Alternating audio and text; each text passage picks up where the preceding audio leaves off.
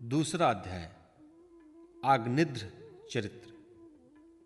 श्री शुकदेव जी कहते हैं, पिता प्रिय व्रत के इस प्रकार तपस्या में संलग्न हो जाने पर राजा आग्निध्र उनकी आज्ञा का अनुसरण करते हुए जम्बूद्वीप की प्रजा का धर्मानुसार पुत्र व्रत पालन करते हैं।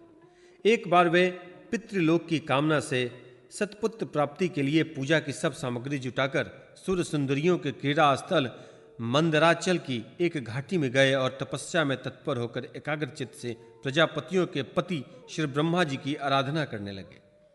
आदिदेव भगवान ब्रह्मा जी ने उनकी अभिलाषा जान ली, अतः अपनी सभा की गायिका पूर्वचित्ती नाम की अप्सरा को उनके पास भेज दिया। आग्निध्र जी के आश्रम के पास एक अति रमणीय उपवन था। वह अप्सरा उसी में विचरने लगी। उस उपवन में तरह तरह के सघन तरुवरों की शाखाओं पर स्वर्ण लताएं फैली हुई थी। उन पर बैठे हुए मयूरादि कई प्रकार के स्थलचारी पक्षियों के जोड़े सुमधुर बोली बोल रहे थे।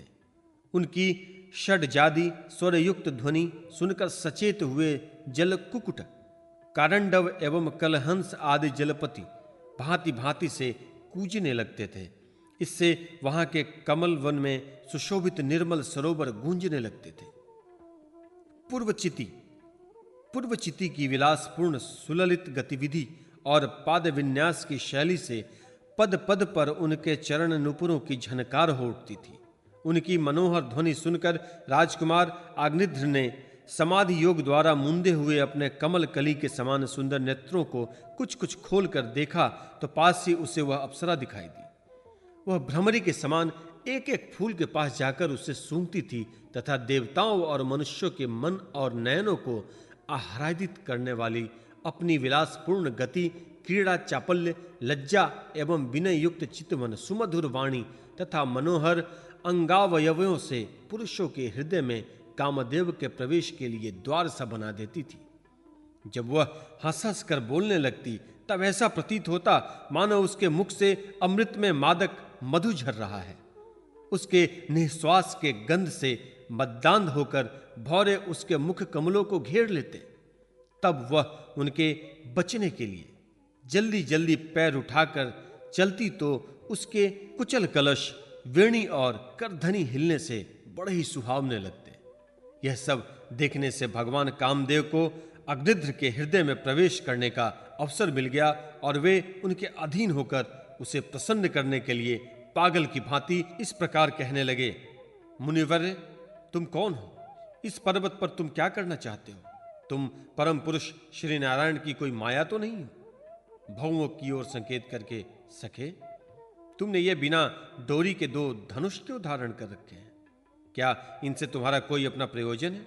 अथवा इस संसाराज्ञ में मुझ जैसे मतवाले मृगों का शिकार करना चाहते हो? कटाक्षों को लक्ष्य करके तुम्हारे ये 2 बाण तो बड़े सुंदर और पैने हैं। अहो, इनके कमलदन के पंख हैं, देखने में बड़े शांत है और है भी पंखहीन। यहां वन में विचरते हुए तुम इसे किस पर छोड़ना चाहते हो? यहां तुम्हारा कोई सामना करने वाला नहीं दिखाई देता। तुम्हारा यह पराक्रम हम जैसे जड़ बुद्धियों के लिए कल्याणकारी हो। भौओं की ओर देखकर, भगवान, तुम्हारे चारों ओर जो ये शिष्यगण अध्ययन कर रहे हैं वे निरंतर रहस्य युक्त सामगान करते हुए मानो भगवान की स्तुति कर रहे हैं और ऋषिगण जैसे वेद की शाखाओं का अनुसरण करते हैं, उसी प्रकार ये सब तुम्हारी चोटी से झड़े हुए पुष्पों का सेवन कर रहे हैं। नुपुरों के शब्द की ओर संकेत करके, ब्राह्मण, तुम्हारे चरण रूप पिंजरों में जो तीतर बंद है उसका शब्द तो सुनाई देता है परंतु रूप देखने में नहीं आता। करधनी सहित पीली साड़ी में अकड़ी कांति की उत्प्रेक्षा, तुम्हारे नितंबों पर यह कदम्ब कुसुमों की सी आभा कहां से आ गई? इसके ऊपर तो अंगारों का मंडल सा भी दिखाई देता है, किंतु तुम्हारा वल्कल वस्त्र कहां है? कुकुम मंडित कूचों की ओर लक्ष्य करके, द्विजवर, तुम्हारे इन दोनों सुंदर सींगों में क्या भरा हुआ है? अवश्य ही इनमें बड़े अमूल्य रत्न भरे हैं।